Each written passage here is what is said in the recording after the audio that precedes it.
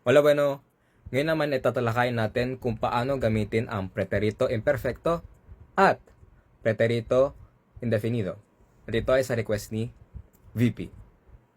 Alam natin na ang dalawang Spanish sentence na to ay tumutukoy sa mga nangyari sa nakalipas. Pero ano nga bang pinagkaiba nitong dalawang to?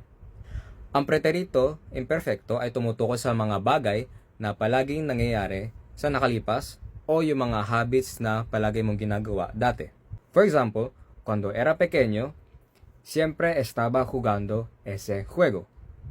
O nung bata pa ako, palagi kong nilalaro ang larong ito. Another example, pero sa ER at IR verbs naman, ay cuando era pequeño, comía cena con mis padres cada noche. O noong bata pa ako, palagi akong kumakain ng hapunan kasamang aking magulang kada gabi.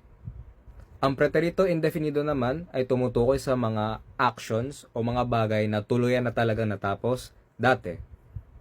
For example, sa ER at IR verbs, anoche comimos muchas papas fritas con mis hermanos y hermanas. O kagabi, kumain kami ng maraming french fries kasama aking mga kapatid. Kapag AR verbs naman, tú trabajaste hasta la noche ayer? Kahapon nagtrabaho ka hanggang gabi?